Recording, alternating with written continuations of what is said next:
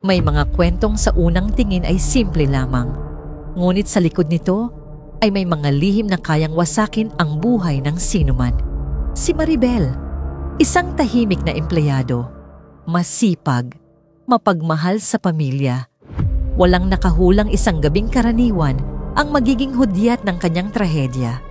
Natagpuan siyang wala ng buhay sa loob ng kanyang flat, mag-isa. At walang anumang senyales na nakahingi siya ng tulong. Sa unang tingin, mukhang pagnanakaw ang motibo. Nawawala ang cellphone at ang pitaka.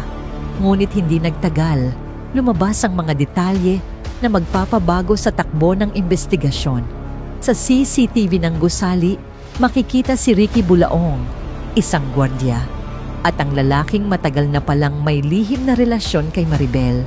Pumasok siya sa flat bandang 9:00 ng gabi, isang araw bago matagpuan ng bangkay.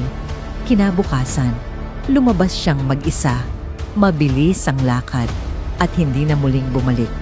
Sa forensic report, natagpuan ang fingerprints ni Ricky sa doorknob at sa ilang gamit sa loob. Mas lalo pang lumalim ang kaso nang tumugma ang DNA mula sa mga kuko ni Maribel. Patunay ng paglalaban noong gabing iyon. Mga kapitbahay ang nagsabing may narinig silang pagtatalo bago ang insidente. Nang makakalap ang sapat na ebidensya, agad siyang dinakip sa mismong duty post niya. Nagulat ang mga kasamahan niya. Para sa kanila, isang tahimik at magalang na gwardya ay imposibleng sangkot sa ganitong krimen. Sa simula, mariin niyang itinanggi ang paratang. Sinabi niyang 1 linggo na siyang hindi dumadalaw kay Maribel. Wala raw siyang alam sa nangyari. Pero nang ilatag ng pulisya ang CCTV, ang fingerprints, ang DNA, at ang testimonya ng mga saksi, unti-unting bumagsak ang kanyang depensa. Habang nakaupo sa harap ng mga investigador, unti-unting nagbago ang kanyang tindig. Mula sa matatag na pagtanggi, napalitan ito ng pagkabasag hanggang sa tuluyan siyang umamin.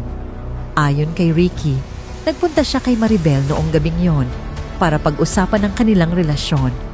Umiiyak daw na nakiusap si Maribel na tapusin na ito. Piliin na niya ang kanyang pamilya. At kung hindi, siya mismo ang magsasabi sa asawa ni Ricky.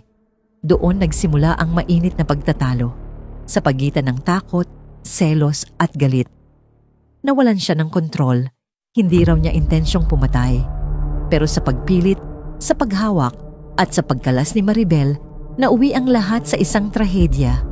Nang makita niyang duguan at hindi na gumagalaw ang babae, nataranta siya.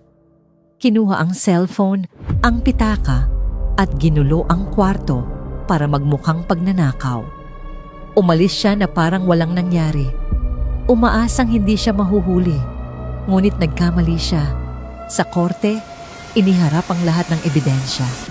At hindi na niya maituwid ang nagawa.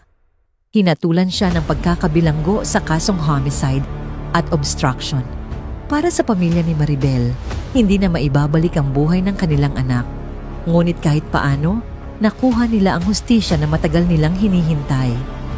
Ang kwentong ito ay paalala na ang mga lihim ay may hangganan. At ang pag-ibig, kapag napalitan ng galit, selos at pag-angkin, madalas humahantong sa trahedyang hindi na mababawi.